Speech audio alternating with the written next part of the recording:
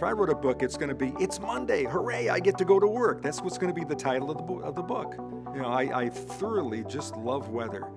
By the time I was in kindergarten, I would get up in front of my kindergarten class and talk about the weather. The first parent-teacher conference, my parents go in, Mrs. Pettinger's there, and Mrs. Pettinger says, "What is it with Billy and all the weather? He talks about the weather all the time." And my mother said, "Does anybody listen?" And she said, "Oh yeah, all the other kids listen to him." I remember I was in church, okay, and I'm 8 years old. I'm probably third grade, 8, 9 years old. And this massive thunderstorm was coming in, and I could see it coming when I was going into church, and I'm like, I gotta find a way to get out of here. But I excused myself, and I went out to watch the thunderstorm, right? And it was fantastic. By the time I was probably 11, I had visited a TV station to see what the weather anchor there did. I had visited a team of private meteorologists and the National Weather Service.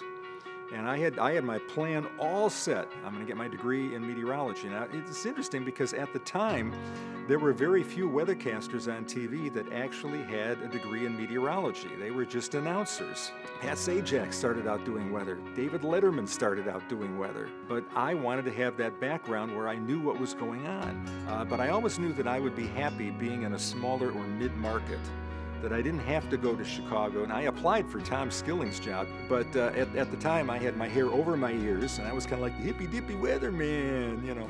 I just wasn't mature enough for Chicago at the time. What makes this area so great is it's so difficult to forecast the weather here. It's such a challenge. And when you take a look at something like accuracy, we're dealing with a public that understands weather.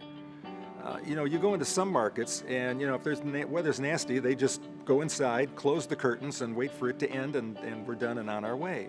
But here, people go out. I mean, people snowmobile and ski. You know, they're out in the summertime. They're camping, even when the weather's crazy. It's not only a place where forecasting is a challenge, but you get so much different weather here. The weather changes day to day, it changes month to month. We not only get all 4 seasons, but we get blizzards, we get severe thunderstorms, and occasional tornado. And some of our tornadoes are these little tiny things that just go down the street that it's so hard to spot before they're actually there. And then they're gone by the time you get on TV. So there are some real challenges here, and I think that's kept me mentally focused here over the years. You can't get in a lull here. I mean, something's going to just creep up, jump out of the closet, and get you weather-wise. I've given commencement addresses before, and one of the things that I talk about is there's 4 things about life.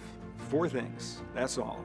1 is to please God, 2 is to earn a living, 3 is to help other people, and 4 is to have fun. But I said, you know, the greatest thing in the world is when you can do more than one of those at the same time. If you can earn a living and have fun, if you can help other people and have fun. So, and that's where you take your enjoyment from.